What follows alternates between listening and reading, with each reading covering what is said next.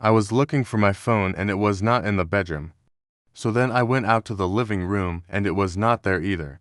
And then I started to panic because I was late for work. I was gonna be in trouble again. I had to find that phone. So I looked under the couch cushions. Nothing. Checked the kitchen. No phone in the fridge. Checked behind the curtains. Nope. Went upstairs. Looked in the bathroom. No need. Checked my pockets just in case. Nothing. And then I remembered. Yesterday, when my wife and I were watching TV together, she was reading something on her phone. She must have taken it with her, but where would she have put it? She always puts her phone in one of these baskets when she's reading. This basket is beside our bed.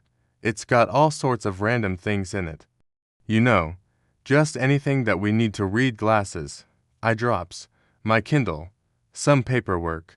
My wife reads a lot of romance novels, hence the rose. I started digging through the basket and it was like a foreign language. I don't romance novels. I mean, sometimes I do. You know, when they have the really steamy bits, sometimes I do read them. But usually, I must skip to the next page.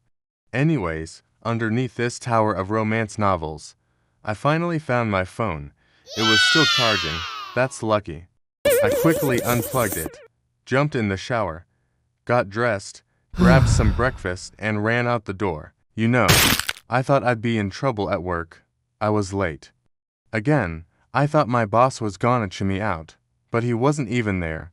He was on vacation. Turns out he was at a beach somewhere.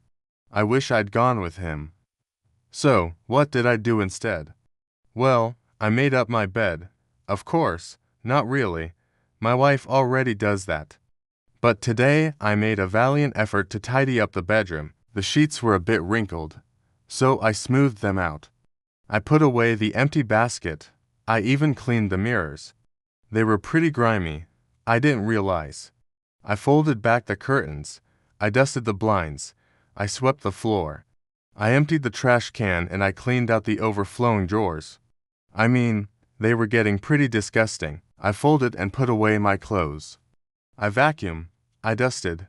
I did the whole 9 yards. I even made the bed. Not bad for a guy who can't be bothered to make his own bed in the morning. My wife came home from work. She couldn't believe her eyes. This is the first time ever that I've cleaned the house without being asked. My reward, of course, was ice cream. We watched a movie and ate ice cream. And then I went to sleep.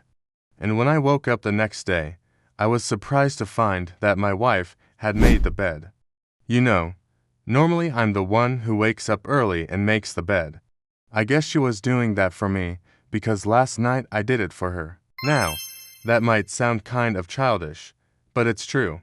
Sometimes you gotta do what you gotta do. And besides, I was getting a little tired of sleeping in a messy bed. I think the last time my wife slept in a really clean bed was the night before our wedding. I remember because I woke up early, went downstairs and made breakfast in bed for her. I made a huge mistake. I made French toast. Who does that for breakfast? But she loved it. The memory lives on in this photo. She's asleep, but it's a beautiful photo. I took it on my phone. That's why it's in black and white.